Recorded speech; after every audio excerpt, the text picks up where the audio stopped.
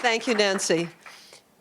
What you have today for Act 1 of today's event is a tag team of linguists.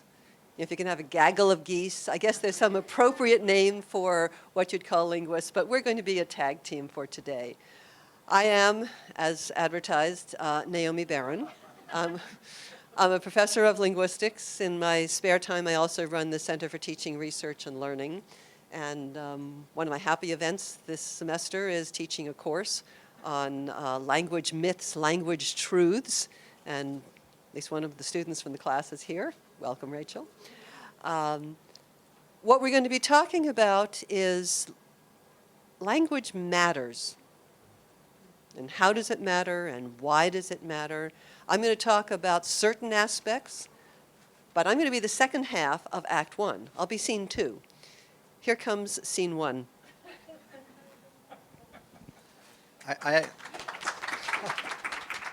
I'm Chip Gerfen, and I am the chair of the Department of World Languages and Cultures, and in my spare time, I'm a linguist. I'd like to think that we're kind of like the warm-up band, you know, before the more exciting show later on. And when Naomi and I were talking about how we might set the table for Tim's part of the presentation, we thought that it would be really nice if we could contextualize a little bit, because there's a lot of stuff in the air when one talks about orthography.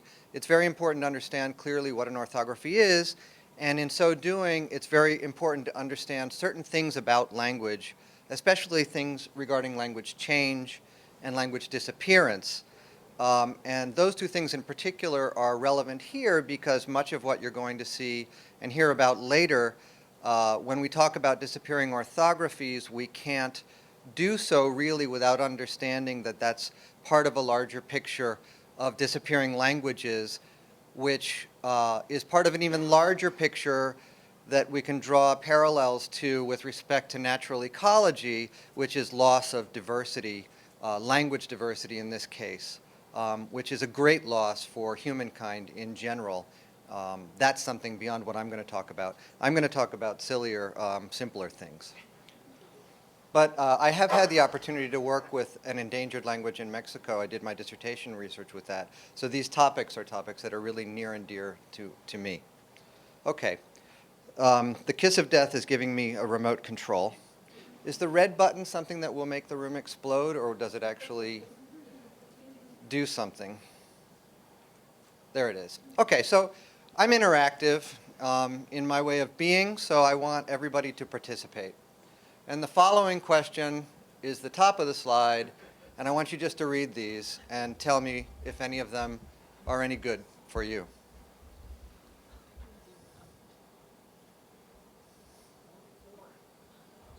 Anybody like any of them? I like all of them. You like them all? Okay. Anybody not like some of them? The last one.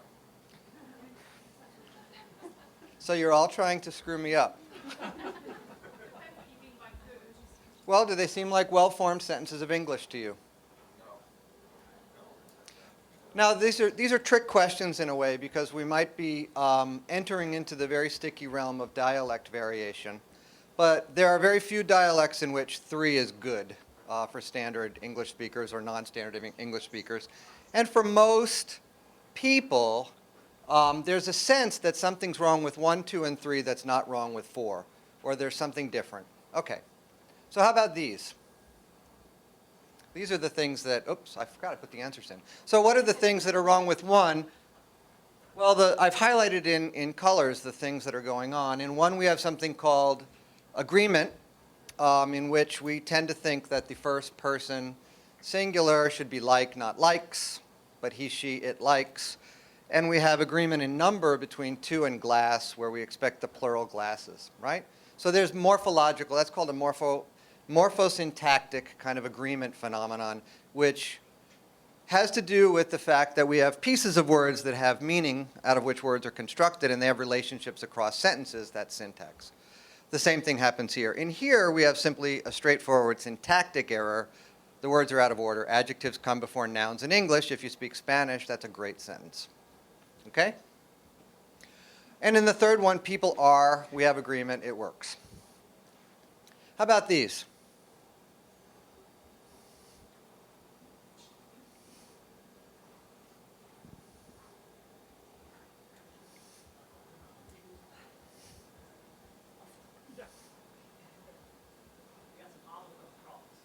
I think we have some homophone problems. Yeah. So the question is, what's the difference between what's wrong with the first set? In other words, what's the difference between the first set of bad sentences and the second set? Between things like I have a big house red versus I am your best friend. And is one worse than the other? Yeah. The second set are just badly transcribed, but they're all grammatical spoken. If you heard them all, they would all be grammatical sentences. Right. So the answer is this, except for the special effects. The sentences in the second set were fine when they were read aloud. So if you go back to them and read them aloud, in fact, they should be written this way, but they're all pronounced pretty much the same way. Okay? You could pick on illegal because they might both be stressed, but pretty much I was getting it right. Okay? Everybody get it? So there's a bigger point other than the game of looking at bad sentences, which is we've seen a difference between what we would call truly ungrammatical sentences of at least some dialects of English and what we would call erroneously written sentences of English, but when pronounced, would be perfectly well-formed English sentences that everybody would understand pretty much across all the dialects of English that I know of. And that allows us to distinguish between two things, one of which we can call the English language. And let me say that I'm a professional linguist, so I can problematize that concept really quickly, but I don't want to do that here. But one of which allows us to distinguish between what we might all call the English language on the one hand and the system of symbols that we use to represent it graphically on the other. And that system of symbols that we use to represent it graphically is what we call an orthography. And orthographies are what we see on the walls here in the carvings. So some foundational points for thinking about, and these are not value judgments, these are just foundational points. Language is not the same as orthography. Orthography is a cultural artifact, and I would go further and say orthography is a cultural achievement. It's a great advance in culture to have an orthography. And again, I'm not saying that you're a primitive culture if you don't have an orthography. I'm simply saying it's a cultural achievement. So while I wouldn't deny that, and I've written it here to make sure I put it really clearly in case I'm pushing anybody's buttons too heavily, human language clearly exists within culture, is integrally related to culture, and is a vehicle for the creation of cultural artifacts and the transmission of culture. But language is not a cultural artifact in the sense that an orthography is. Okay? There are no human groups, communities that lack language. It doesn't happen. When humans are together, they all have language like we all have legs, okay? Or should have legs unless there's a problem. So the human language capacity can be thought of as part of the genetic endowment of the human species. Again, these are highly, if we were in a linguistic, we had a semester, we could argue about these things in various and very interesting ways, okay? But there's a greater point here, which is that humans are language creatures. We're not piano players. A piano is a cultural achievement.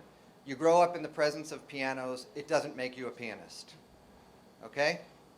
I can grow up with knees, I'm not an orthopedic surgeon. But we all grow up surrounded by language and we all acquire it, we don't learn it. We don't learn it as a skill that we have to be taught. Most languages that have been spoken, in fact, over the course of human history lack orthographies. But no natural human language exists that only has an orthography. So in that sense, orthographies depend on languages, but not vice versa. Now, this is not to say that orthographies are not important things. In fact, they're achievements, which is what I think makes them really interesting. So they're very important in many, many, many ways. And I'm just going to show you a couple of these before I turn this over to Naomi. One thing we have to know is in languages that have written forms, languages like English, once you know how to read, that knowledge of reading, that is that literacy that you've acquired in your language, cognitively is inextricably linked to the rest of your knowledge of English. And there are all kinds of ways that really clever psychologists play in laboratories and build careers out of making people push buttons or look at the electrical responses in their brains as they listen to or read or produce language. And here's just a simple kind of example that most of us don't know, but that's really fascinating. So think about the pairs of words up here on the screen. Do you notice anything interesting about the two pairs of words?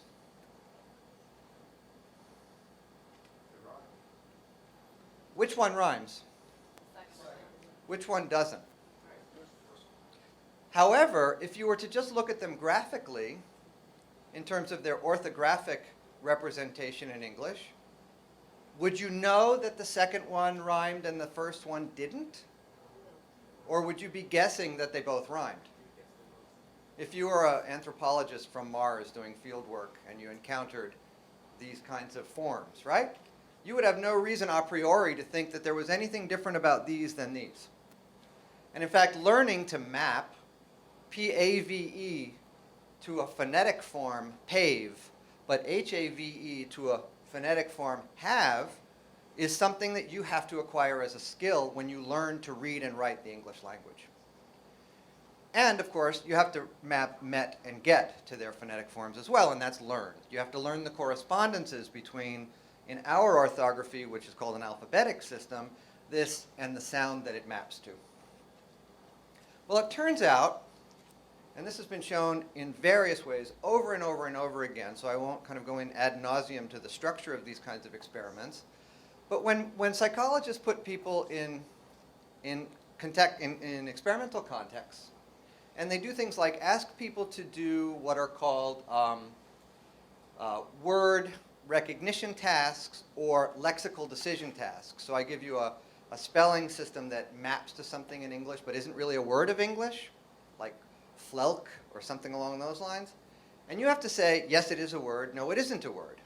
Well, it turns out that when people do things like that in timed response patterns, we are much faster to recognize words like get than we are to recognize words like pave as words. This is a very robust effect, replicated over and over and over again.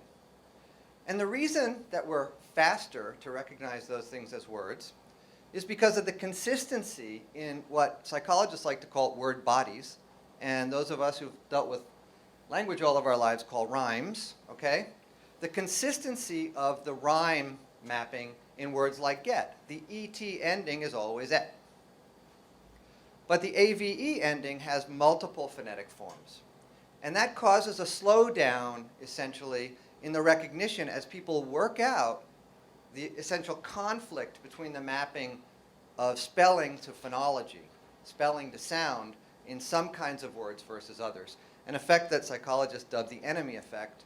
They're very cute in their naming, but pave and have are enemies, and get and set and met are all friend words. So those are the technical terms, friends and enemies. Seriously. Despite that kind of vaguely amusing thing, this is a real effect, and it's very interesting. And it allows us to probe the way language is represented in the brain. Mm-hmm. Have these kind of studies been done across languages as well? Because I was thinking that in Spanish, with the consistency in the spelling, you may not see as strong an enemy effect as you would in English, for example. Yes, they have been done across languages, and where there are enemy effects to be found, they're found. What's even more interesting is they've been done cross-linguistically, so that bilinguals show cross-language enemy effects because of knowledge of Spanish and English, or French and English. So there's some really nice experiments using French-English bilinguals in Canada, in which you're able to show that people actually activate both patterns of sound correspondence and essentially get interference from another language. For things like coin, for those kinds of, which is completely different in French and English. Okay? Yeah, once you know how to read, it screws you up forever. That's what you really need to know, okay? You might even have to go to college and spend a lot of money, which points to another issue. People think that our orthography, so here's a simple question for everybody, another one. How do you make the plural in English? And if you're a linguist, you're not allowed to speak. How do you make the plural in English? You add an X, right? So fox, foxen. Just kidding. You add an S. Right. Everybody says you add an S. But do you? Or ES. But really? What's the plural in English? So in the 1950s, a really, really, really important psycholinguist named Jean Berko, who became Jean Berko Gleason, did an experiment with little kids. She gave them funny drawings of animals that didn't exist, and she said, this is a wug, and this is a bick. What do you have if you have two of them? And every single little kid who did this experiment said, 2 wugs and 2 bicks. This was in the predisposable lighter and pen days, so bick wasn't a word at that point. 2 wugs, 2 bicks. Now, if you listen to yourself, the plural is actually Z in wug and S in bick. And it's totally predictable on the basis of whether the word ends in a sound like a g, which is voiced, or a k, which is voiceless. Quick linguistics lesson, doesn't matter. The point is, all of us know it even though we don't know it. And all of us know that English actually has 3 regular plurals, because if the word ends in a sound like sh, or s, or ch, the plural is actually is, like churches, glasses, judges. Okay, so when we think about that, when we say things like the plural, you add an S. You're not talking about English, you're talking about English orthography. You think you're talking about the rule of pluralization in English, but you're really talking about the rule of spelling plural in English. In fact, going back to a question that was asked before about whether you get enemy effects in languages like Spanish, English is notorious, and our children suffer for it, for what is called its so-called deep orthography.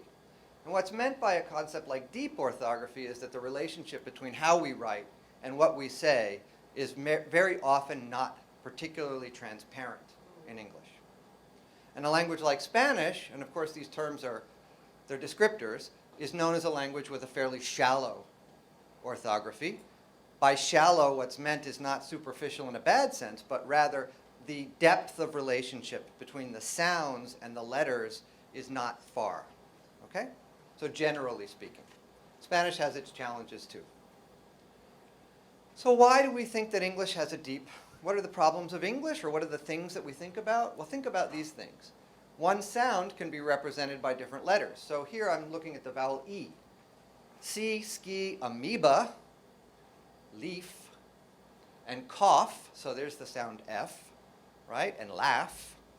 How about the same letters representing different sounds? So we just did this with the plural. Sigh, but please, right? Or character, 2 of them, and my favorite word, chip, okay? A single sound can be expressed with more than 1 letter. So here the K is lock, the is 2 O's, the O is an O and an A, and the P is 2 P's. A single letter can represent more than 1 sound. So exit is actually KS. X's are KS sounds. There are 2 of them. And nobody will believe me, but if you think about it, what 2 sounds are at the beginning of that word? Y and U. Use. It's not ooze. That would be another word, okay? And if you're from New York, how do you say H-U-M-I-D? It starts with a Y. And if you're from a normal speaking area like me, it's humid. I'm actually from New Jersey, so, you know. But it's not, I'm not the humid dialect, I'm the humid dialect, okay? And even sometimes there are letters that don't represent any sounds at all, so I challenge you to pronounce that in the word dough, because most of you probably don't say doch. This is my favorite word. I always tell my students that's knicht, right? And there's Island and Rhubarb. All right, so why not just fix it? Why can't grieve be grieve, exit be exit? We're Americans, God darn it. Let's fix all these things, right? We fix things. We make it pragmatic and useful. And what I want to do is finish with a couple of issues here regarding why this is a very thorny concept. So if we talked a little bit about how language gets stuck in the brain or how orthography interacts with our language faculty in the brain, another way to look at these questions is to look at how issues of orthography impact the world outside of us. The cognitive on the one hand, but the social on the other, or the psychosocial on the other. So one major issue regarding orthographies is the social ramifications of orthographic choice, right? If you have a very small speech community, some of these ramifications aren't large, but if you have something like English, these ramifications are enormous. If we fix it, here's a simple question. Whose English do we reflect in our orthography? And what does it mean if we make those choices? So I think the British, or there's about 1 million dialects in Great Britain, but I think the famous British people that we all think are intelligent when we watch Downton Abbey, and we immediately think, oh, that's so smart, they sound British, right? They say things like cough, and I say things like calf. And I can tell you those are not the same vowel. So if we want an orthography that reflects how we pronounce cough, what are we going to pick? And if I say calf and we write cough, what does that mean about my group of speakers versus your group of speakers? Who's privileged? Who gets to make that decision? Who owns it? For lots of Americans, to come back home a little bit, how many of you, for people in this room, for how many of you are those two words homophonous? How many of you think those are identical? So for me, Courtney, you have to be lying. What do you drink every morning in large quantities from Starbucks? No, do not lie. I know how you speak. Okay. So this word is in certain dialects, in the Northeast especially, that's caught. And if you're from New York, you say things like, my dog could do that. I want a coffee, right? That vowel is aw, aw. This vowel is ah, cot, cot. For people in the state of Montana, they're just cot. They're just cot. You don't know. The same goes for things like pen and pin. If you live in Texas, there's a really good chance that there's no way you can distinguish those two words except for the context of the discourse. So if we're, it's funny to think about dialect differences, but if we're deciding how to spell things, it stops being funny. It becomes, well, in my dialect, those are two different words. They need two different spellings. In my dialect, those are the same word. They get one vowel, right? I had a very good student named Wendy, whose best friend was from the South and called her Windy. And she hated it because her name was Wendy. But of course, David couldn't hear the difference, okay? And how about this? For some Americans, notice I didn't say lots because I'm not a Red Sox fan, but for some Americans, those strange people who root for the Boston Red Sox and the New England Patriots, car doesn't have an R. What is it? Ka. And the vowel's a little different, isn't it? How do we spell that? These are not, they're funny, but they're not trivial. They're not trivial if you're trying to fix the problem of how to spell. The other question is, if we fix it, would we ever accept it? So forget us. The Germans actually tried to do this and have been doing it for 20 years now, actually 18 years. In 1996, they decided, because they're practical and pragmatic people, they were going to regularize their crazy orthography. And it set off 18 years of basically sociolinguistic civil war.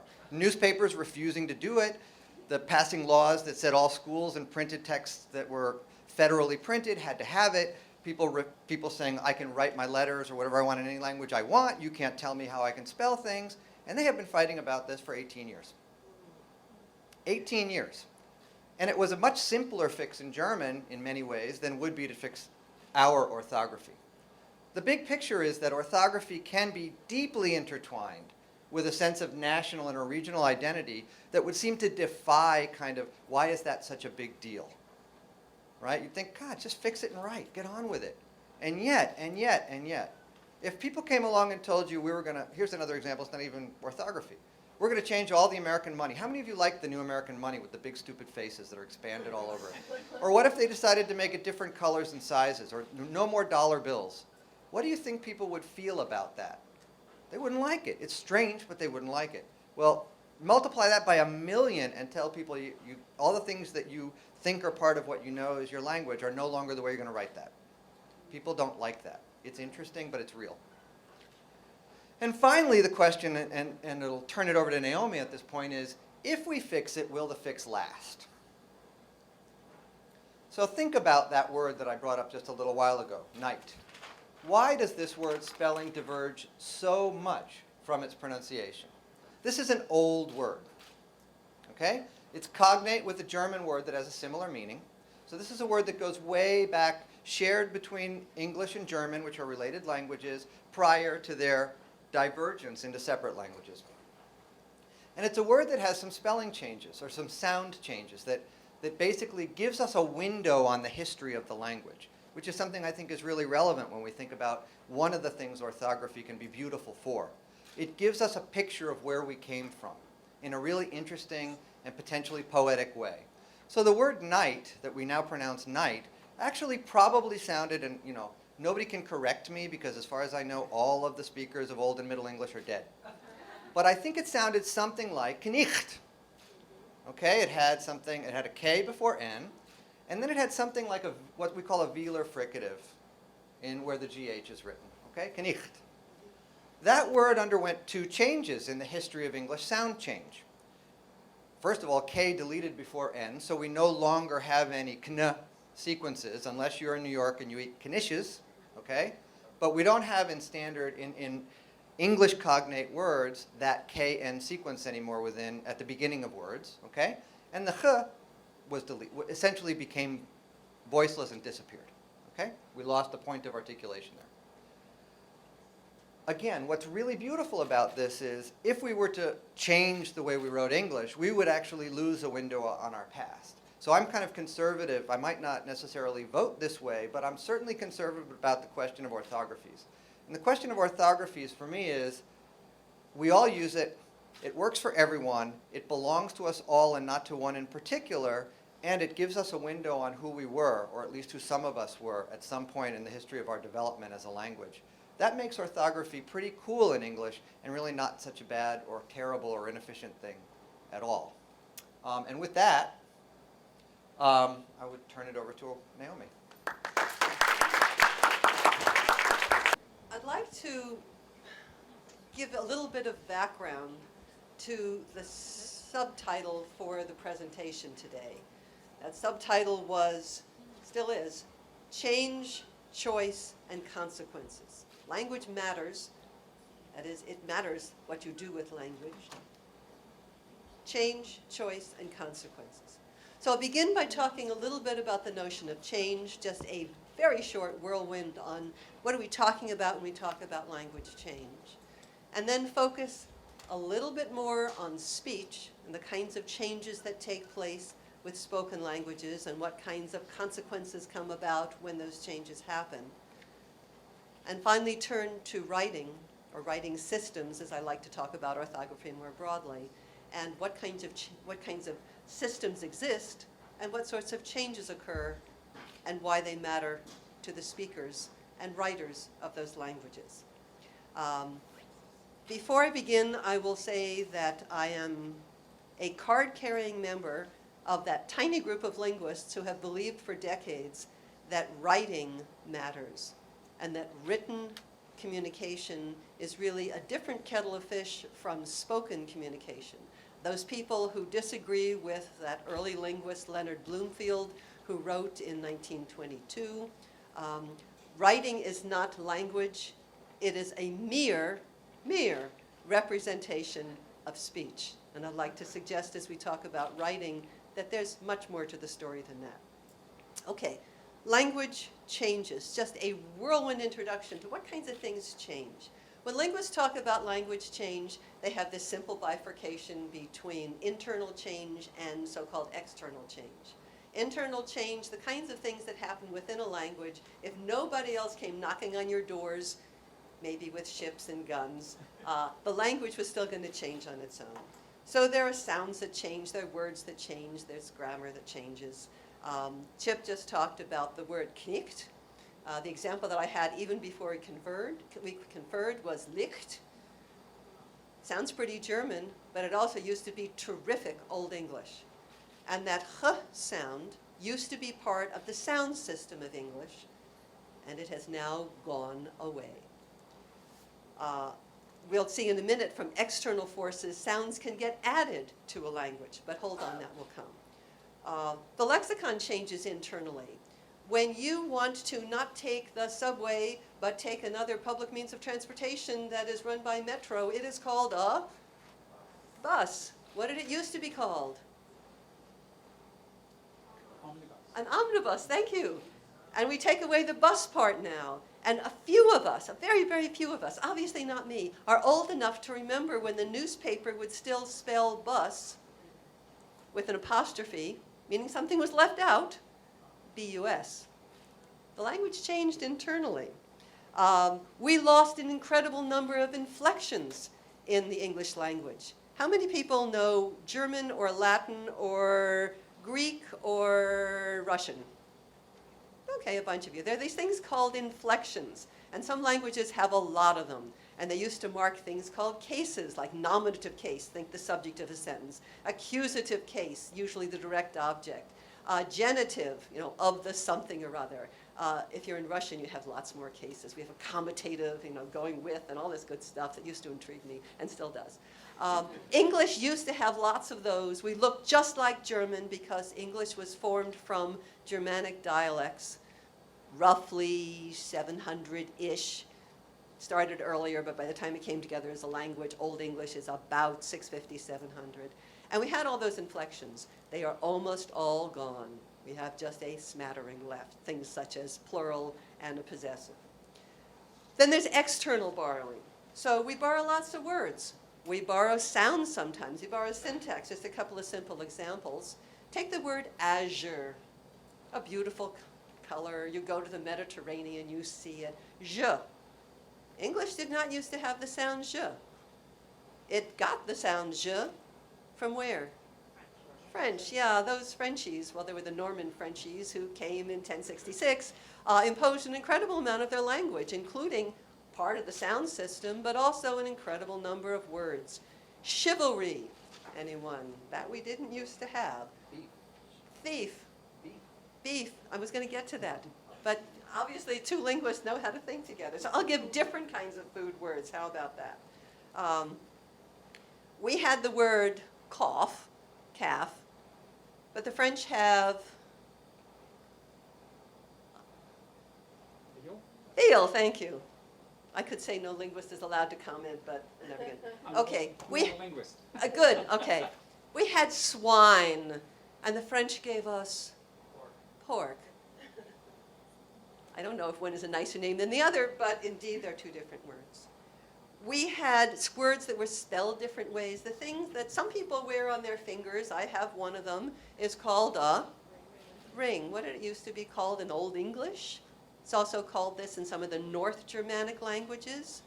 Okay, RJ. I'm smiling because I'm curious. You're smiling. I don't know yet. Ring. Ring. Spelled with an H, thank you. Okay, so you wore a ring on your hand, going on from there. But we have other kinds of external changes. If the French had really been successful when they came to the British Isles, the Brits would be speaking French now. However, due to a number of political forces, they had to decide, were they going to stay in England or were they going to go reclaim their lands in France? And a lot of people just wanted to go back and get their lands. And English became ascendant once again. So there was a real question for a while, what was the language going to be? Before the United States was the United States, there was a lot of discussion, but we had 13 colonies anyway. There was a lot of discussion as to what the language of this new country to be was going to be. You know what the candidates were? German? German.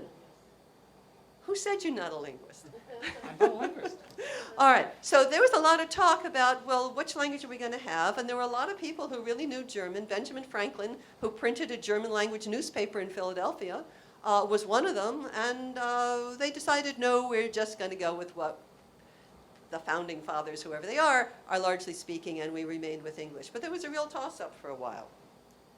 So with that as a lead-in about talking about languages changing, let's talk more specifically about the consequences of change. And I'd like to start by reading you something. It is a piece of a short story written in the early 20th century by a wonderful French writer named Alphonse Daudet. And in English, the name of the story, it's translated different ways, is The Last Lesson.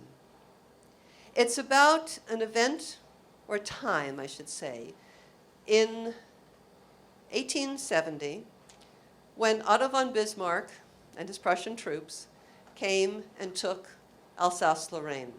Alsace-Lorraine, as I'm sure many of you know, is an area that's been contested between, is it France, or is it what today we would call Germany?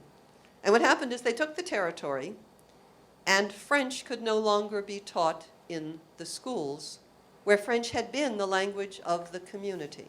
So this is a story told really from the perspective of a small boy who attended school, a small Alsatian boy, and he's talking about the last French lesson given by his French teacher, Monsieur Hamel. Monsieur Hamel says, "My children, this is the last time I shall teach you. Orders have come from Berlin to teach nothing but German in the schools of Alsace and Lorraine. The new teacher arrives tomorrow. This is the last class in French, so I beg you to be attentive." And then I'll read you little parts towards the end of the story. Monsieur Hamel began to talk about the French language, saying that it was the most beautiful language in the world, the most clear, the most substantial, that we must always retain it among ourselves and never forget it, because when a people falls into servitude, so long as it clings to its language, it is as if it held the key to its prison. Suddenly, the church clock struck 12. At the same moment, the bugles of the Prussians, returning from drill, blared under our windows. Monsieur Hamel rose, pale as death, from his chair. Never had he seemed so tall to me. "My friends," he said, "my friends, but something suffocated him. He could not finish the sentence. Thereupon he turned to the blackboard, took a piece of chalk, and bearing on with all his might, he wrote in the largest letters he could, "Vive la France." Then he stood there with his head resting against the wall, and without speaking, he motioned to us with his hand. "That is all. Go." I hope the story conveys much better than I could in my own words the kind of, not emotional attachment, the kind of identity people have with their language. And sometimes that language is the spoken language, as in this case, and as we'll see in a couple of minutes, sometimes it is the written language. A couple of examples of spoken language issues, and this brings up the topic of what are called endangered languages. According to UNESCO, by the end of the present century, of the roughly 6,000 people, say 6,000, 6,500, 7,000, roughly 6,000 plus languages today spoken in the world, by the end of the 21st century, half of them will be gone. And by gone, I mean there will be no living speakers. But what are you losing when you lose a language? This is a huge topic, one that we've discussed on this campus before. But I'd like to just mention a couple of things that are probably true that we lose. One thing we lose is a culture. We lose everything it means to live within a language. We also lose, and you could say, well, you have a softie for cultures, but let's be honest. The people who live, and I'll give an example in Siberia in just a moment, they really need to know Russian. If they want to get a job, if they want to be able to feed their families, speaking the indigenous languages of their small dying groups is not going to do them any good, thank you. But you also lose something that the rest of us who don't speak those languages may care a lot about. And here I'll give us an example, scientific knowledge. There are a huge number of medicinal plants that only have names and are only known by the speakers of people who speak those names in those languages, are only known to local societies. And if people who speak those languages and live those cultures change not only their language but their cultural affiliation. The knowledge of what those plants do dies. The example I'll give is from experience I had a couple of years ago. I was in Belize and met a number of Mayan people who happened to give me a tour of a forest. And they showed me what various plants could do that I never knew about. And most of Western medicine doesn't practice. But the Mayan people have survived quite well, thank you, except when they're being killed off by Westerners, in terms of health, by knowledge of those plants. The more that language cedes to, whether it's English or it's Spanish, the knowledge does not get preserved. Or, if you happen to be one of that strange breed called linguists, or just that not so strange breed called human being, and you want to know what are the possible things human beings could think? How can they process the world? How cognitively do we make sense of our environments? One of the fun places to look is number systems. And I'll give an example that I actually showed in a video. See this video if you have not. It is called The Linguists. It's about two linguists by the name of David Harrison, who's actually a graduate of American University. He's an alum, he teaches at Swarthmore. And Gregory Anderson, who made this wonderful video about endangered and dying languages. And one of the things they showed in that video was the counting system in a language called Chulym. That's spelled C-H-U-L-Y-M, spoken in Siberia by a very, very small number of people. One of the things you do as a linguist anywhere is try to figure out what are the names of body parts, what are the name of kinship terms, what are the names of colors, and how does the counting system work. So it's one thing to know what are the numbers, and the other is to say, well, what is the rationale for the number system? So if you think about the base for the counting system we use in English, it is 1, 2, 3, 4, 5, 6, 7, 8, 9, 10, 11, 12, 13, and so forth. It is a base 10 system. And you say, oh, well, we all have 10 fingers and 10 toes, so everybody's got a base 10 system, right? Wrong. Okay, in the Chulym system, it goes 1 through 12. The number for 13 is 12 plus 1. For 14 is 12 plus 2. Okay, you get the principle. And then you get to 20, and it's a totally different number. So 21 is 20 plus 1. This is now sounding like French. Okay, and you keep going. So the number for 93 is a combination of the base 12 system plus the base 20 system. So it's 4, 20, okay, that gets us to 80. And then it's 12, that gets us to 92. And then it's 1. And there probably is no other language on earth that counts this way, at least none that we have documented so far. So if this language totally disappeared and these two linguists had not done some documenting, who knew that human beings in their counting systems were able to do this sort of really fairly complex system? So the question becomes, who chooses whether you maintain an endangered language or not? And it's a very hard decision. It's not just, our language right or wrong? It's, are we going to be able to feed our children? It's, if you want your children to learn a language, is it worth it to them to learn the language of the parents and the grandparents? Or should they be spending their efforts learning a more dominant language? A more nuanced example of this is, so what kind of English? Something Chip talked about a little bit. Are we talking about American English? Are we talking about British English? Are we talking about now Australian English, Canadian English? I would say British English, but it depends upon the part. I would say Indian English, but it depends on the part of India you're looking at, because different parts of different states have different versions of English, and on and on and on. What's become really clear is within the last, 10 to 20 years, they've become incredibly more tolerance of you speak your dialect, I'll speak mine. It's no longer that Britain rules the waves, or that America is the be-all and end-all of language systems in terms of American English. There's a lot more diversity that is happening and being accepted. I won't necessarily say celebrated, but accepted than has been true in the past.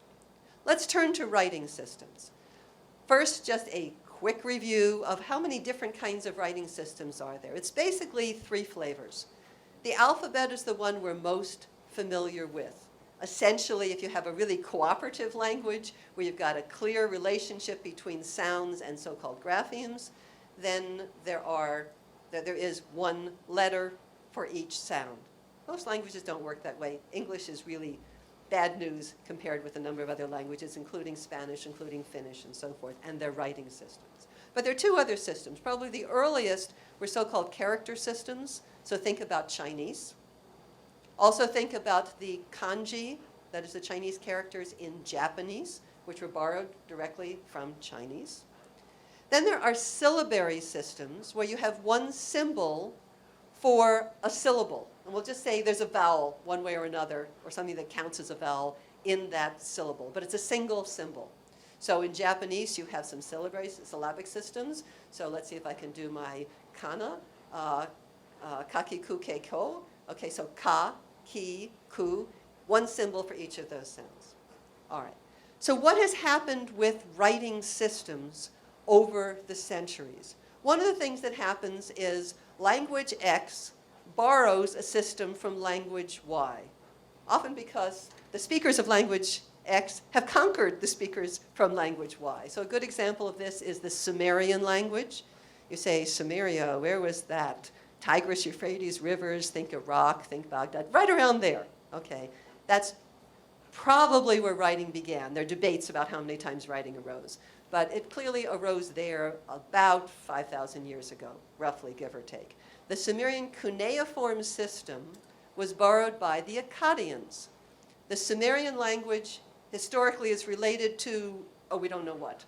It's called a language isolate. We can't find other languages it's related to. Akkadian is a good Semitic language. Okay, so you have two different kinds of languages, one borrowing the writing system of another. This happens all the time. So Cyrillic. Where did Cyrillic come from? Do I pick on a speaker of Russian? Why am I looking at you, Paulina? Where did Cyrillic come from? I can't hear. Okay, Greek. So two guys, they happen to be brothers, Cyrillic, Cyril and Methodius in the 9th century were Byzantine Greeks, so they knew the Greek alphabet, and they did some adaptation, and I'm sure things have evolved since then in that 9th century, but took what was for the Greek language. It's an Indo-European language, but Greek and Slavic languages are quite different, and we had a new writing system develop. Okay. The last kind of writing systems I want to talk about are changes in writing systems that result from political shift, from social shift, that often is done for very clear, pragmatic reasons, particularly if you are politically in the driver's seat, but they have ramifications for speakers. And sometimes there are attempts to change writing systems, and if you'll excuse my language, the speakers say, hell no, we're not doing this, because it's changing who we are as a people. So just a couple of examples. Turkish. Turkish was originally written in Arabic. It's not written in Arabic now. What is it written in? We can call it Roman, we can call it Latin, different people. It's the same thing we're talking about. It's basically the kind of thing we do for English and most of the Indo-European, at least the Western Indo-European languages that are part of the Indo-European family. Why did this happen? Why did Turkish get rid of, or did somebody who was a Turk get rid of? Yes? Well, I mean, there were the one motivation was supposedly the explicit motivation was they wanted to have a greater correspondence between graphemes and phonemes, but in reality there was a much greater political motivation to try and become more westernized. In fact, I think that who was in charge of Turkey at the time, I can't remember his name. But Ataturk. yeah, he said Kemal Ataturk. he said I think he's quoted as saying that something along the lines of this will inevitably push Turkey towards the west and become the modern nation it needs to be. Right, and he did a few other things. He said, we're secularizing. What's going to happen with Turkey now remains to be seen. He said, get rid of that traditional Ottoman dress. No, no, no, you're going to dress like Westerners, and we're going to change the writing system. And son of a gun, given the clout that he had, it happened. Around 1928, the official change took place. Okay, if I can find my last page, I'll tell you what else I'm going to say. Azerbaijan. Azerbaijan? Azerbaijan. Where's Azerbaijan? It was part of the former Soviet Union, right? They used to write in Arabic script. Stalin decided that was a bad idea, that they should write in Cyrillic. Whoosh, suddenly you were writing in a new script. Comes the breakup of the Soviet Union, 1991. Whoosh, so much for Cyrillic. Now it's going to be Roman. Okay, in one case you were told what you had to do. In another case, it's the country itself deciding what it wants to do. But think of the challenge if you're a parent and you know how to read and write in Cyrillic. Or if you're a really old grandparent and you know how to read and write in Arabic. How do you help your children? How do you help your grandchildren? Because you don't know that script.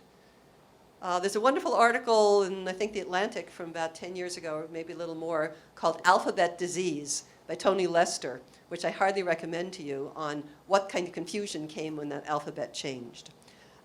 Similar kinds of problems when the Chinese character system was simplified in the 1950s by Mao Zedong. His motivation was to make it simpler for the population to become literate. If you've tried to learn Chinese, it is hard to do. Those characters are quite complex, thank you. If you simplify them, there are fewer strokes. Maybe it's going to be a little easier, thank you. One of the things that happened is those who basically fled to Taiwan did not simplify their system.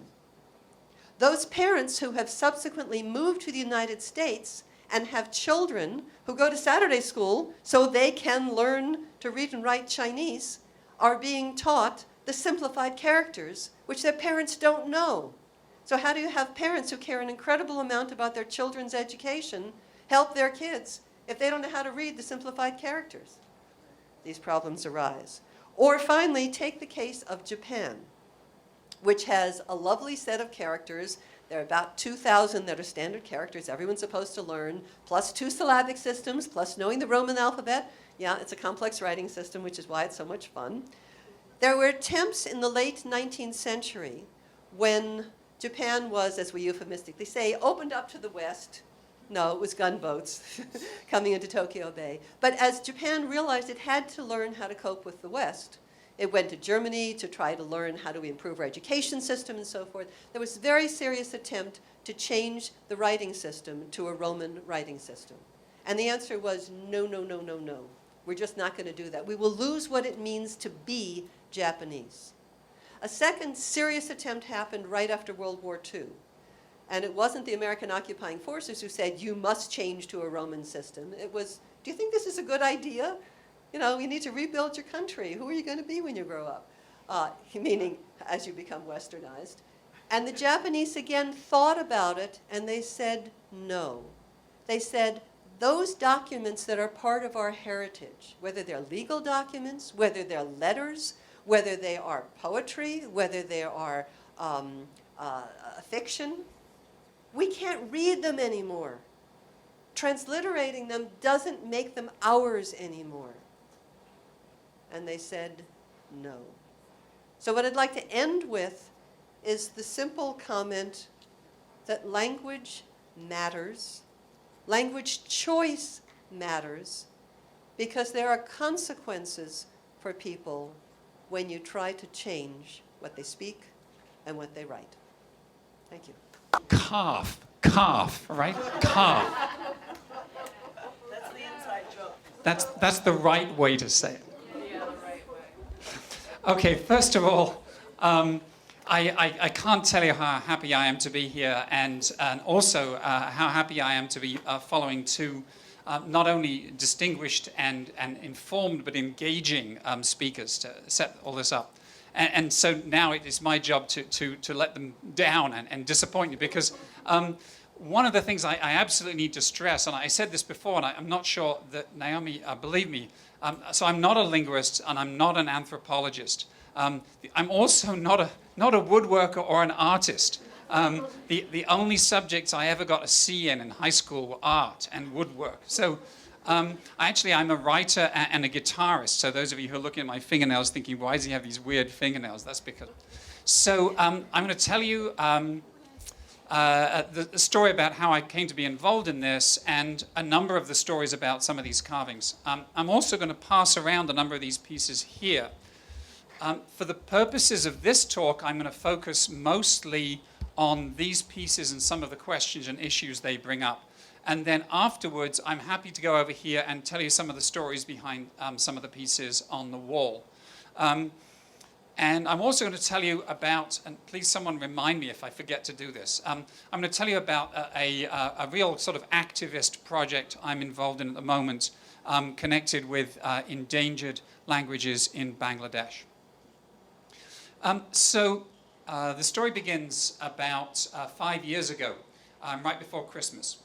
And as I say, at that point, not only did I know nothing about endangered languages or endangered alphabets, I think I had done 2 pieces of wood carving in my life. But my mother had this theory that you can do anything if you get a book out of the library, or as we now say, if you watch the right thing on YouTube, you know. So I had, Christmas was coming up, and I had, as usual, I had no money. And so I thought, I've got to make Christmas presents, just like I used to do, you know, as a kid, all this kind of thing. And my then wife said, I would like a sign for my office. In other words, a nice sort of professional shingle type thing with her name and her, you know, initials. The initials of her qualifications, right? And so I thought, I'll give it a shot. And so I was blundering through all of this. I cannot tell you. In my book, Endangered Alphabets, over here, I say the history of any creative project is the history of its mistakes.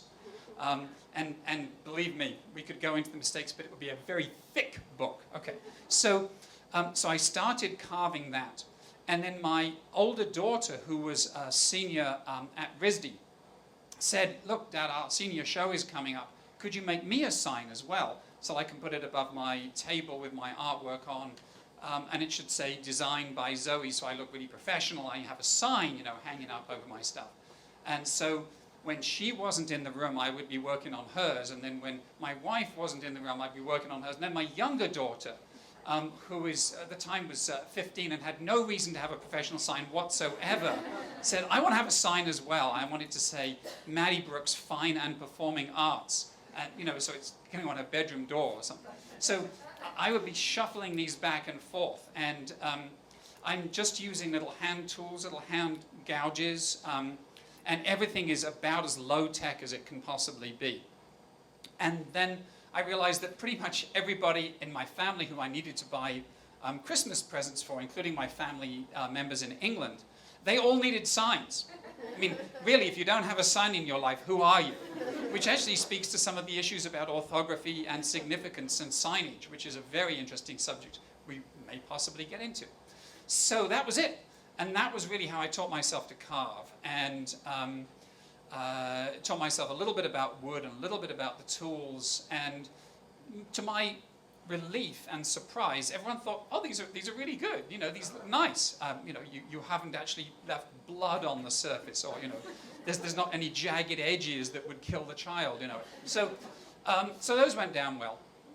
So then, right after Christmas, there was a whole, this is how genius works, ladies and gents. One of the things that anybody at an institution of higher education should know is, how does genius work? This is how genius works. So there was a hole in the living room wall, and it was a niche, as we say in America, right? It was a niche, because I wanted to have those sound systems that are recessed into the wall, you know, very Star Trek, and you walk past them and wave, and they know what you want to hear, that kind of thing. So I had cut a niche into the wall, and I'd never done anything like that before, and I sheetrocked it, I painted it, looked very, very nice. We put the sound system in. The sound system was terrible. It sounded as if the musicians were like stamping Rice Krispies as they were playing it, you know. So I took the sound system back out again, and we were left with a niche, you know, just on its own.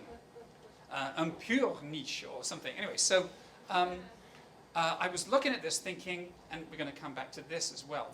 There's moments of profundity in what I'm saying, but they're just few and far between. Okay, so I thought this is a perfect place for an objet d'art. Again, as we say in America, right? Objet d'art.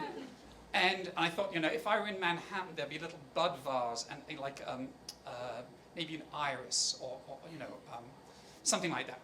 And it didn't really work that way. And it was vertical. This was the thing. It was about maybe 8 inches wide and about 14, 15 inches high. And I thought, maybe I should do a carving to go into that. But it's vertical. And I thought, Chinese. Chinese is vertical. Why not? And so I looked up the characters for House of Music and Art, and I carved them in a piece of maple, and with a certain amount of swearing and sanding, it fitted in. And I hadn't really thought at all about writing as an objet d'art. So it was just something to fill a niche at that point. So I got really interested in Chinese, and this is where I start going off the rails. Because I'm not a linguist or an anthropologist, I think about language very differently to the people who actually know what they're talking about. And what that means is that my background as a writer is really I'm an essayist, which means that I have the right to say whatever I like and then claim it was only a hypothesis. When I'm teaching writing, I say an essayist is always only one step away from being an asshole. So I got really interested in Chinese because it was so easy to carve.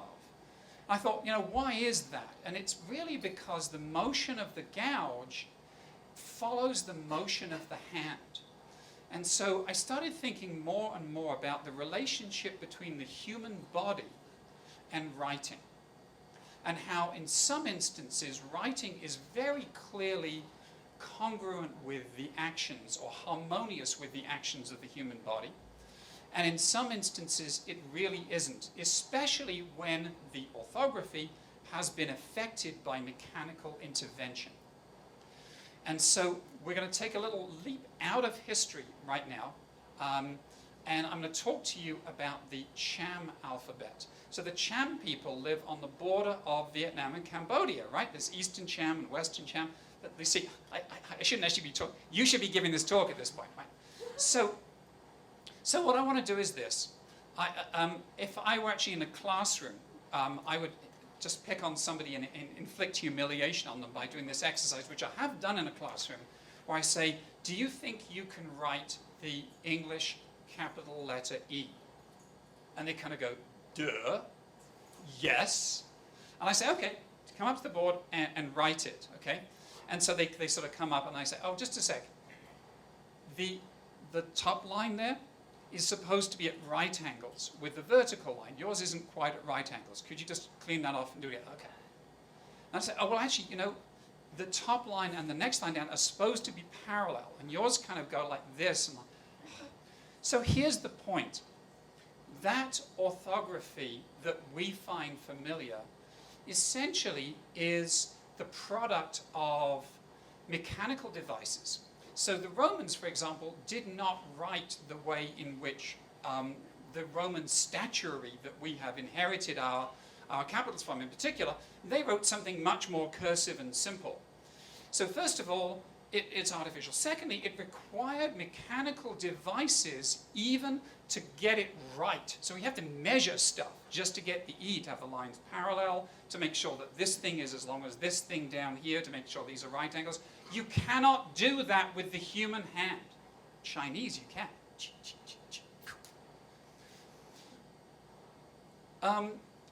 The other thing is that, I think I am going to humiliate you all. Okay, so this thing here, would you care to be my Vanna White? Okay, thanks, Jim. So if you could just sort of hold that up. Nice work. Okay, what a man. So this is the capital letter E in the Cham alphabet. So when you look at that, you kind of go, you know what? We tend to think in terms of symmetry. We tend to think in terms of Euclidean ideal values. In other words, the straight line, the parallel line, the circle, none of which are forms found in nature, right? That ain't there. That's something quite different.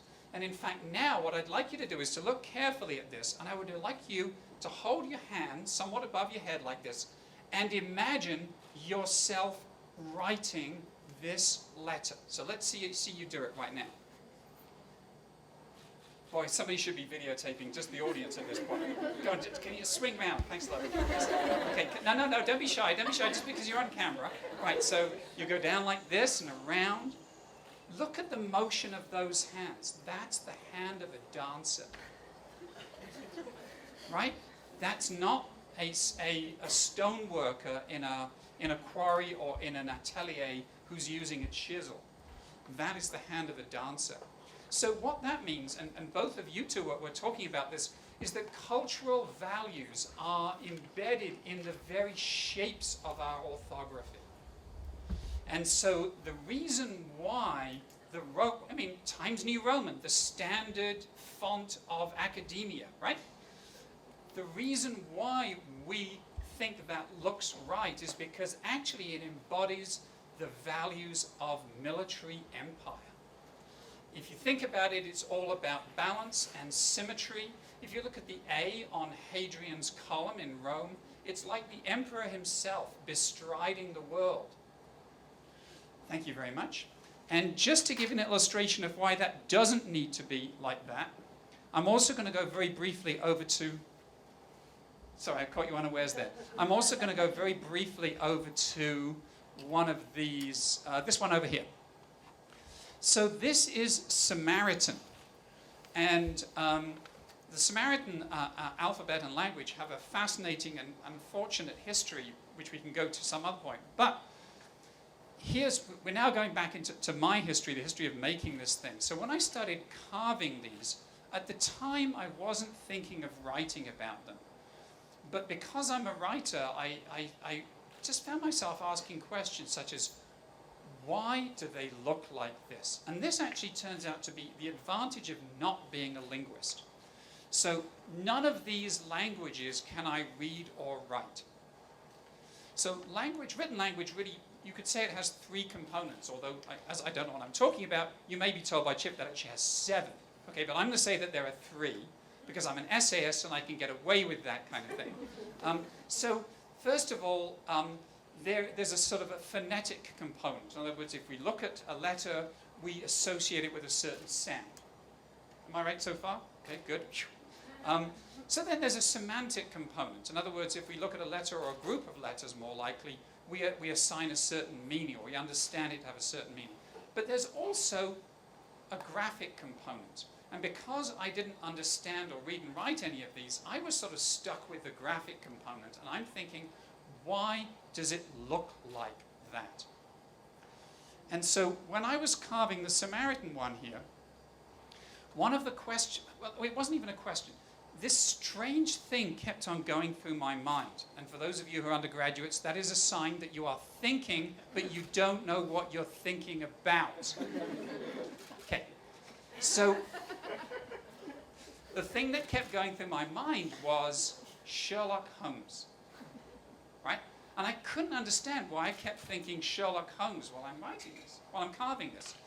And then I realized what it was. So there is a Sherlock Holmes story called The Case of the Dancing Men. Some of you may know it. And it's basically one set of bad guys is sending a message to another set of bad guys in code. But the code that they're using is a little bit like semaphore. It's a series of stick figures. So in other words, this is like an A, and this is like a B, and this is like a C, whatever. But the point is that all of those figures, and this is the reason why he calls them the dancing men, are off balance. And if you look at the letters here, and if you were to make those in the 3D printer elsewhere in the library, which is so cool, they would fall over, right? If you think about our alphabet, most of the letters, if you made them in a 3D printer, wouldn't fall over. That's what we think of as being right, and that's what we think of as being beautiful, which is a very interesting notion when you think about it. Okay, So back at the story, this is me back at my story over here. This is somebody else's story if I'm standing on the other side of the room. Okay, so back at the story, I got everybody I knew to choose a Chinese character to act as a kind of a personal monogram. And so I would carve these little bits of wood with these little Chinese characters. I would give them to them. They'd be very happy until I eventually ran out. I mean, everybody I knew had a little bit of wood with a Chinese character on it. It was, you couldn't walk through Burlington, Vermont without falling over, a Chinese monogram. And so I thought, okay, I should probably do something different, because this is the next thing I found. I was really enjoying this carving for reasons that I wasn't expecting at all. And that is that if you make the act of writing harder rather than easier, everything changes. Think about that for a while. If you think that's particularly interesting and profound, we can ask the question why later. So because I was carving, I was having to slow down. If you try and carve and go too quickly, you just make mistakes. You stick the gouge through your other hand. You ruin the piece of wood, all this kind of thing. And what I found was that this had a very interesting effect on my entire being. And in fact, one of the things that I started saying to people around that time was, I've probably published 1 million words in my life to this point, and now I spend all evening working on one. And that's an interesting transformation that for some of you, you may also want to talk about that. But I had run out of Chinese. I thought I'll try a different alphabet. I thought I might try Malayalam. So some of you know Malayalam. It's the world's longest naturally occurring palindrome. It's the, you knew that, right? Good. And of course, it's the script used in the southern Indian state of Kerala. I'd been out there on assignment for National Geographic a few years back. And it looks like a series of elaborately bent paper clips. It's a really interesting script. So I thought, I'll try and do Malayalam. So I Googled Malayalam, and I came across this site called omniglot.com, which I recommend highly. People are nodding all over this. Yeah, we're cool. We know that one. That is such a cool site. Yeah, that's where it is. And it's true. You want to go and have a look. Omniglot.com. So it's basically an online encyclopedia of the world's writing systems, plus a whole bunch of others called conlangs, sort of created artificial languages that people have written, like Vulcan, for Star Trek and whatnot. And as I'm looking through this, several things strike me in quick succession. So the first thing is that most of these are completely unfamiliar to me. I'm a pretty well-traveled guy, and I literally hadn't heard of 3/4 of these. Second thing that struck me was that just visually, the range of human linguistic visual expression, let's call it that maybe, was extraordinary. And so that raised really interesting questions about, should a particular shape mean a particular thing inherently? And the answer is, it could. It doesn't have to, but it could. We can talk about that later as well, if you like. So the next thing that struck me was that there are remarkably few writing systems. There are, obviously, there are sort of degrees. So, for example, Eastern Cham, Western Cham, they're sort of related, they're similar, they're different, what the heck. But nevertheless, there are 100 to 120. So as you were saying exactly right, 6,000 or 7,000 languages, how come only 100, 120 writing systems?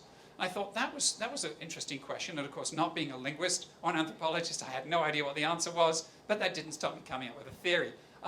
So the next thing that struck me was that as I was going through these, time and again, the little description of the language, of the writing system would say, no longer used for official purposes, no longer taught in schools, very much like, French after the Franco-Prussian War in Alsace-Lorraine. Only used in certain particular ornate documents or old-fashioned documents such as maps or marriage certificates. Only used by women to write secret love letters. Isn't that wonderful? Because that's the interesting thing. If you have an endangered alphabet, it also becomes a code. And there are many cultures where the alphabet has survived as a kind of subcultural means of sort of secret communication. And the final thing that struck me was that the example that was used most frequently, where you could actually see what a block of text in this writing system looked like, was Article 1 of the Universal Declaration of Human Rights, which says, roughly speaking, I always get this wrong, you'd think that by now I would have got it right. It says something like, all peoples were created alike in dignity and respect. They were endowed with reason and conscience, and should behave toward one another in a spirit of brotherhood. 1947. So I'm thinking, that's a really noble statement, but of course many of these alphabets and languages are endangered precisely because people don't treat each other in a spirit of brotherhood. And so I thought I would try carving some of these. And originally my aim was pretty much just as a document and an act of preservation. And also the fact that when you make something visual, it affects people in a different way than if you just talk about it. Another interesting subject. And I would have to say also that a very important figure at this point in my life was Jeff Rutenbeck. So Jeff was my dean at Champlain College in Burlington. And he's such a smart guy. He immediately saw many of the possibilities of this, actually more quickly and more clearly than I did. And so he said, look, I can't actually give you any money to do this kind of stuff because we have no money, but you can make this your professional development activity if you like. And so as faculty members are often given, you know, pittances of professional development money to go to conferences, I spent mine on pieces of wood. And later I went to conferences when I actually had pieces of wood finished so I could show people, you know. So as I'm going, so that's basically how this original exhibition came together. And there are many things that are wrong with it. For example, one of them is not actually an endangered alphabet. I can talk to you about that later because that raises some really interesting questions in itself. One of them, the Cherokee one, had 2 letters that were flat out wrong, or 2 syllables, because they're syllabic symbols. They were flat out wrong because the Cherokee Nation's website was so low res that when you blew it up, it pixelated, and I carved a pixelated version. But here's the interesting thing. I took it to Tahlequah, Oklahoma, to the Cherokee Nation, and nobody noticed the mistake because so few of them can actually read their own script. But more importantly, if a script is endangered, nobody thinks in terms of what is right and wrong. Because in fact, if there are only, say, you, and you, who still write a certain script, let's face it, you probably all write differently anyway. You know, your handwriting is different, probably your spelling is different even. And so there are actually several instances of famous anthropologists going to islands and sort of copying your script down and saying, this is how it's done. And everyone else goes, no, that's just Auntie so-and-so over in that village over there. She always writes like that. She doesn't know what she's talking about, kind of thing. But of course, by then it's been a book, so therefore it's official. So I'm actually not going to talk much about these. I'm going to talk more about these, and I'm going to pass these around. So we've already seen the CHAM, capital E. So if you want to pass that one back. These are pretty robust. They're more likely to hurt you than you are to hurt them. So please don't drop them on your foot. Okay, so the next thing I want to talk about, and this really springs exactly from the end of your talk, is that, so this is one of my favorite scripts. Anyone know what it is? Okay, this is Balinese. So again, no symmetry, no sense of balance. It's like a flock of birds. It's really, I mean, you would have to look at this and say, yeah, this is the script of a culture that's really heavily invested in, you know, music, art, and dance. Anyway, so the reason why Balinese is an endangered alphabet, but not an endangered language, is exactly because of the political forces you were talking about. So in 1947, I believe, when Indonesia became independent, they had this major political problem because Indonesia consists of, I think, 7,700 islands. It has 6 major religions.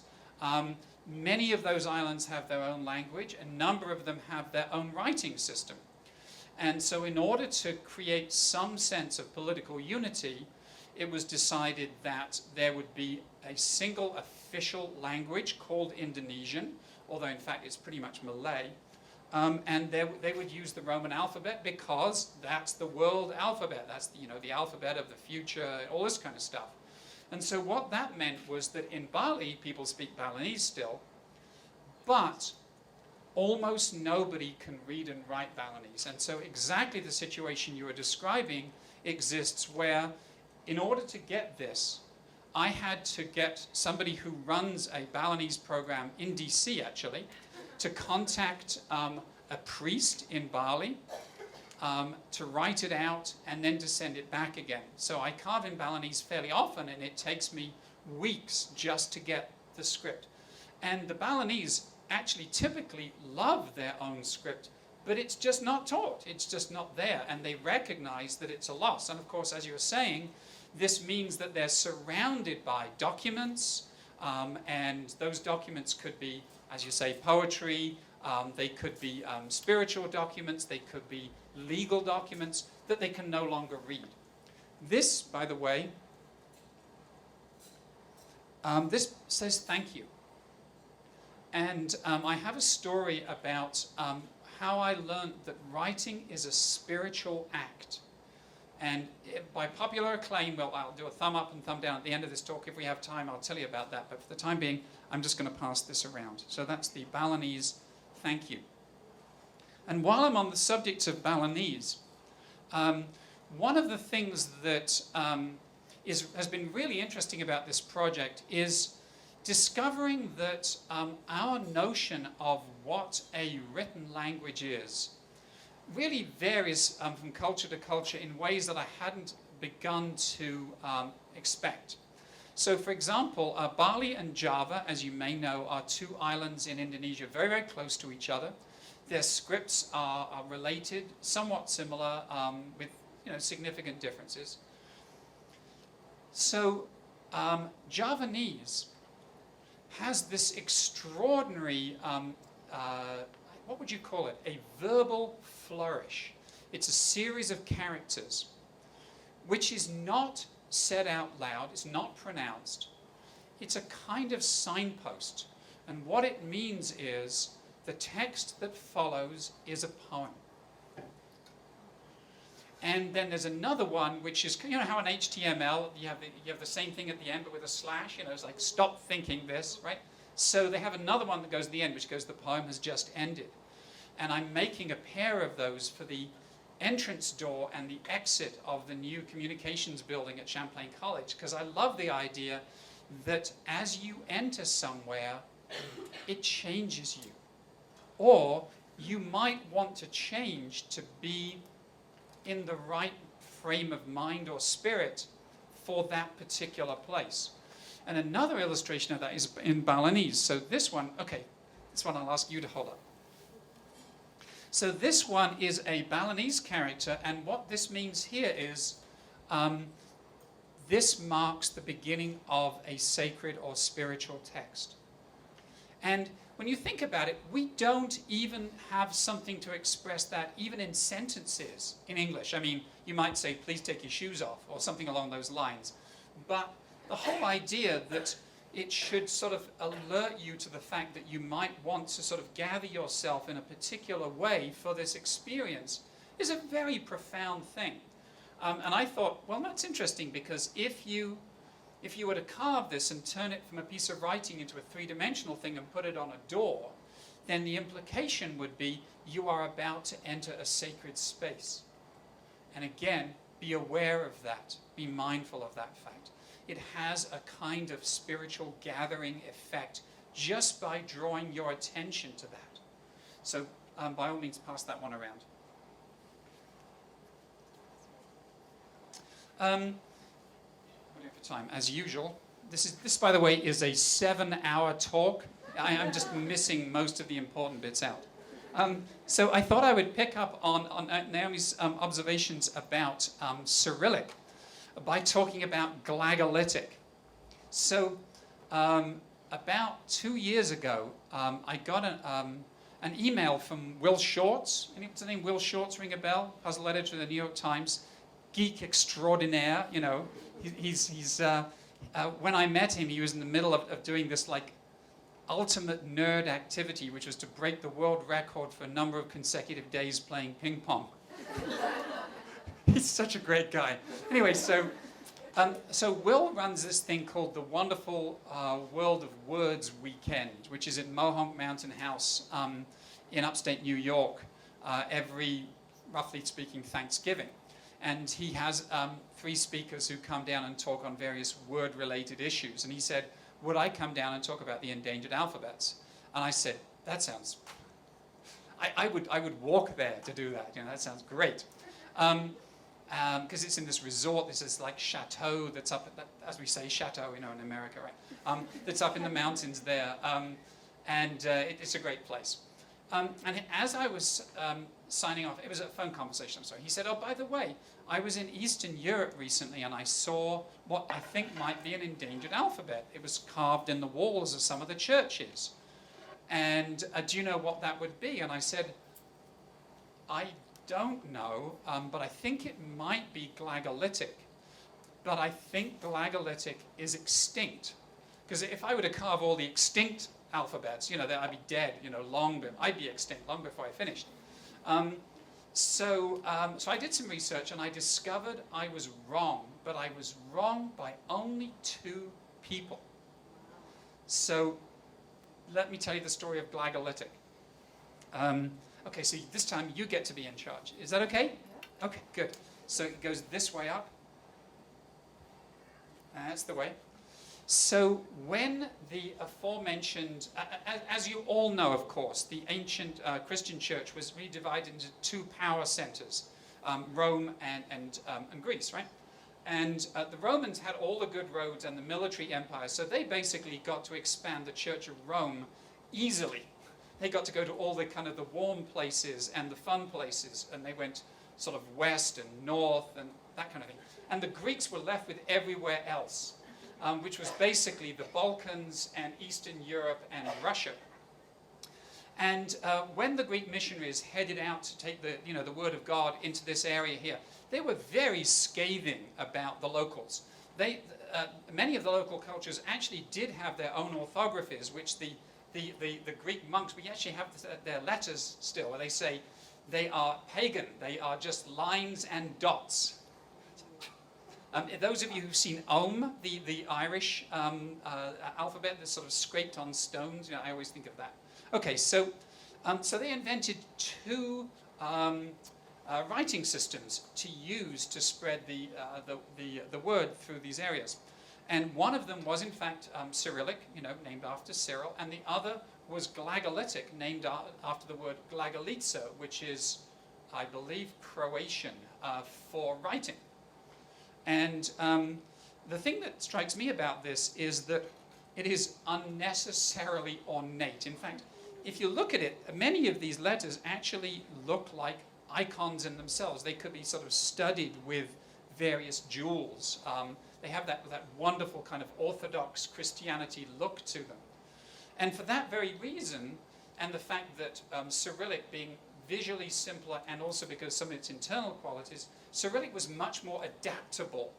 And so as the missionaries would enter different cultures, they would discover it was easier to adapt the Cyrillic alphabet to write the local language than glagolitic, which is, you know, visually very, very striking, but visually very, very striking.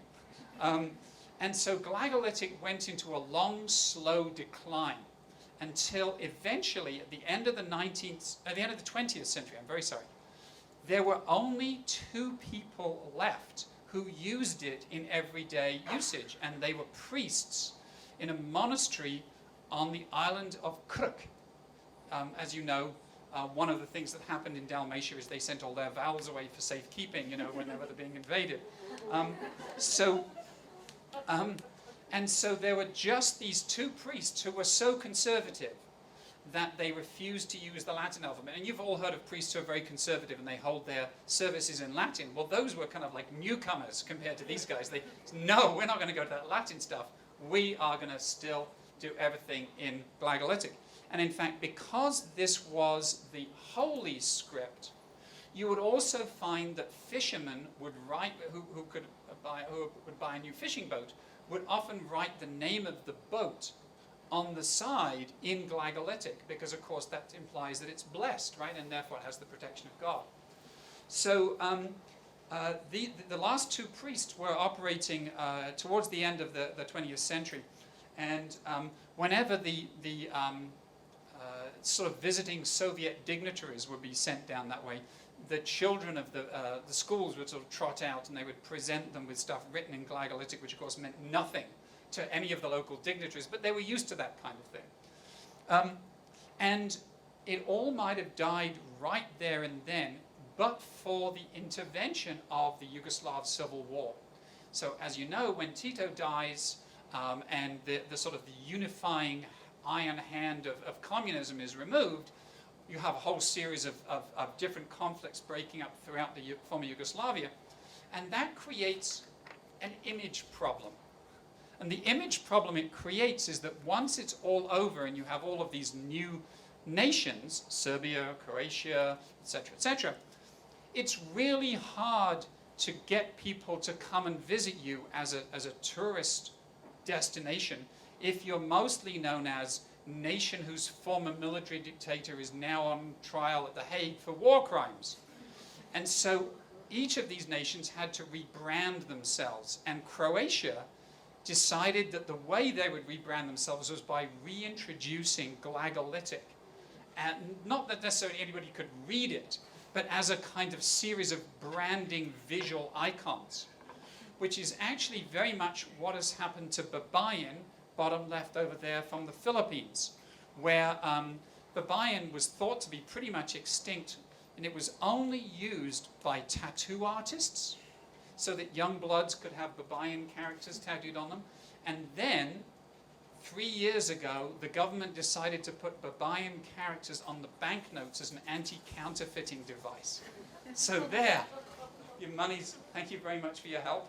So there's no more guaranteed way that an orthography is safe than it's actually backed literally by the money.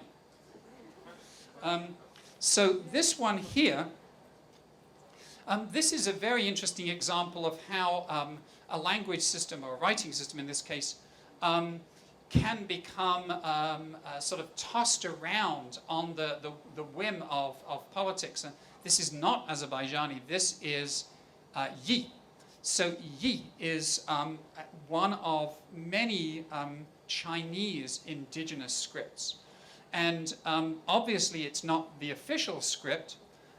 Yi is actually fairly widely spoken, but the government keeps changing its mind about Yi, because the Chinese government is accustomed to doing things on a very large scale. So for example, when bird flu first broke out in China, it was thought that sparrows might be particularly dangerous because they would be carriers of it, and so the government ordered everybody to kill the sparrows. So I mean that's a pretty widespread thing. Equally, when SARS was first acknowledged in China, they decided they needed a SARS, dedicated SARS hospital in Beijing, and so that hospital was built in a month. Bam! So as a result, Yi has, as I understand it, and I follow this kind of stuff somewhat, has sort of gone through this interesting process of being like a minority script, an official script, an unofficial script. The teaching of Yi was banned in schools, then it was reintroduced to schools. And so who knows where this is going to go. So this is, I guess you would call this a potentially endangered alphabet, which is really the case for many of these. As we have globalization affecting cultures more and more, you're more and more likely to see even fairly widespread orthographies becoming either abandoned all kind of mélanged, as we say in the United States, with sort of more global scripts. And you see this kind of thing on TV in India. So if you're watching TV in India or Bangladesh or even Pakistan, then what happens is that the more expensive the product in the TV commercial, the more words are said in English. Because it gives it class, it gives it that sense of, this is expensive global culture type stuff. So I'm going to pass the yeet around, and now I'm going to tell you about this last thing we're doing. So one of the wonderful things that came out of this whole project was that I got an email one day from a man called Mong Nhu, who is an indigenous Marma from the Chittagong Hill Tracts in Bangladesh. And he said, I was looking through your website and I couldn't believe it. I saw some of our languages carved there, because the previous summer I'd been in Bangladesh and I had met representatives of the Mro, Marma and Chakma people. They're all from the Chittagong Hill Tracts, which is a heavily militarized area in southeastern Bangladesh. And I had got some script from them and I had carved some stuff. And he said, I can't believe it. I would love to meet you and tell you what it is that I'm doing. And I'm at graduate school in Harvard. And by chance, I was going to be in Cambridge the following day. And so we met up, and I discovered, I need to tell you about this guy now. So he, like most children in the Chittagong Hill Tracts, did not come from a family that spoke Bangla, which is the official national language. The government has ruled that if you don't speak Bangla, you are not a Bangladeshi. You are, literally the term is, it could be translated as subhuman, but certainly sort of second class, shall we say. And as a result, all of the schools in the Chittagong Hill Tracts teach in Bangla, even though that is not the first, or in some cases even the second or the third language. So it really is an act of cultural genocide that's being carried out. In the meantime, there's also an enforced settlement of Bangladeshis into the area who are given land, or given land very, very cheaply, so they'll settle that area. And the indigenous people of that area are imperiled in any number of ways. And I will tell you one story, not about Hmong, but about another Chakma guy that I met in Dhaka. His father was one of the great writers in Chakma. The Chakma, very proud people, a long history going back for centuries. And his father was like the Shakespeare of Chakma. And he had not only his own books in their home, but also a collection of books in Chakma, including books about medicinal plants. You know, it was basically the library of Chakma. The army came in and they burnt down that house twice, and the second time they shot his father. So what that meant was that at a stroke, his connection to his family and to his cultural history was destroyed. He grew up not being able to read and write Chakma because there were no available documents, because they had been burned.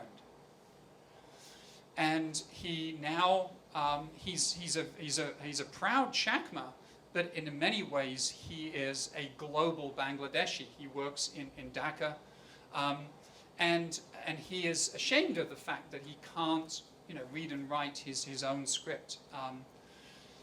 So that kind of thing is going on all the time. So when I met Hmong, and he told me that he had started a school where the children could be educated in their own languages.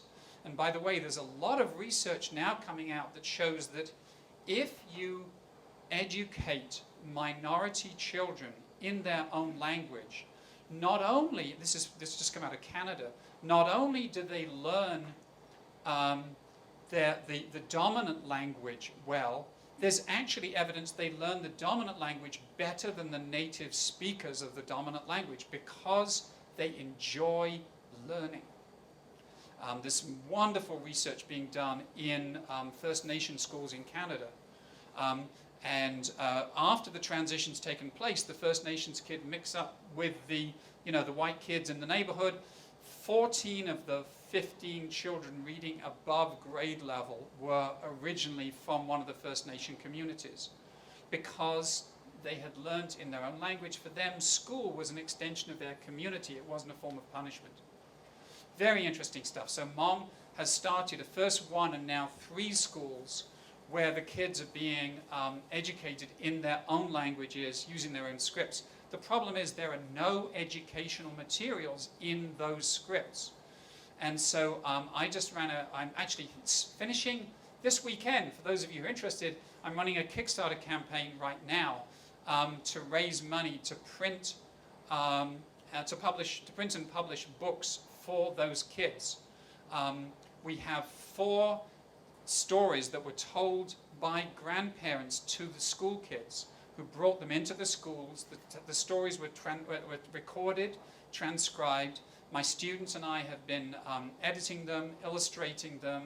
With the money from the Kickstarter campaign, we are going to print copies of the books, have them shipped out to Bangladesh. They will be the first books those kids have ever seen that are printed in their own language.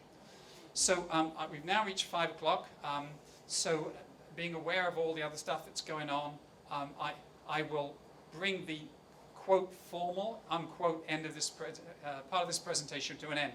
I will happily take questions from the group as a whole, and then as soon as I get myself something to drink, I'll hang out here, and if you've got questions about this stuff over here, then I'll gladly answer those. Did you have a question in the back there? I did. What was the name of that Kickstarter campaign? Great. If you go to Kickstarter and you just do a search under Our Golden Hour, there's a homophone, Hour with an O-U-R, Golden Hour, H-O-U-R, or you could just search Champlain College Publishing Initiative. I can't give you the URL because it's got lots of numbers in the middle, you know. But yes, it's a Kickstarter campaign that's running for a couple more days. Yeah, you had a question over here somewhere? No, it's the same question. Oh, that was very kind of you. Thank you. Much appreciated. Yes, go ahead. Comment. Yes, of course. About, Malayalam. Yes, I'm yes. From India. Oh, yes, yes. And I understand a little bit of Malayalam. Also, I speak Tamil. It's the Vatteladu is rounded letters. Yes, yes. And it is because, and one of the reasons is that they wrote on palm leaves. Exactly. And if you had a horizontal line, it would tear the palm leaf. That's So exactly that's the right. Yes. Reason for having the curved.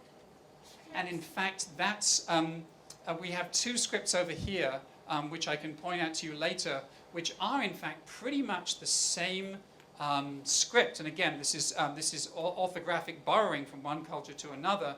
But because one was on palm leaves and the second one was incised in bamboo using the point of a knife, they look completely different just because of the tools that were being used.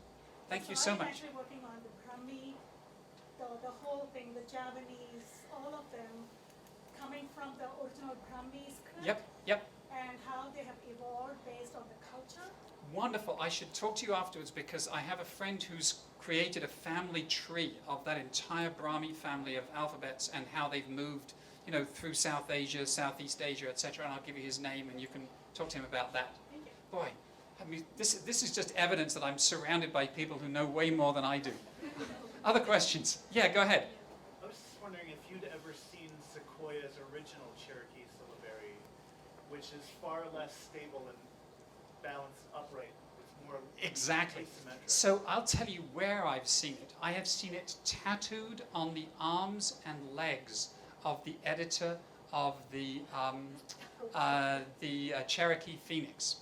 So he has done a lot of research because there are no official, you know, kind of surviving shreds of that original syllabary. He's done a lot of sort of reconstructive work, and he's had his cardinal virtues, which are generosity, humility, compassion, strength, I think, tattooed in what he believes to be the Sequoian script on his arms and legs. And you're right, it's much more cursive, it's much more hand-based. And this is the Reverend Samuel Worcester, obviously at work. Yes? You have one more over here. Okay, yes. Yes, yes, go ahead. It's like most of the work that you're doing is with orthographies that are... most of the work you're doing seems like it's with writing systems that are part of the language itself, not things that have been imposed later, with the exception of Cherokee, which was done by a Cherokee later. What is your recommendation for preservation of languages that are in Latin writing systems and getting people to accept that as being something authentic to the language? The short answer is the people who use it get to choose, not me. So, for example, there's a whole series of revival efforts in various Native American nations around this country, and the decisions they've made have varied a great deal based on how many speakers there still are, and how current the words in their own language are. So the Cherokee, for example, are doing a very interesting job of taking English words and figuring out what that word would be in Cherokee, because Cherokee is essentially a 19th century agricultural language. So there are some cultures where they've said, you know what, it doesn't matter if we use the Latin alphabet, it doesn't matter if we use a combination of our own words and English words. We just want to have a few, some flavor in there. And there are others who are much more ambitious and saying, you know what, we want to revive the whole thing, update it, soup to nuts. And as I say, as long as somebody else isn't telling them what they should do, it's all good with me. A little while ago, this man described Will Shortz playing ping pong as a fairly nerdy activity.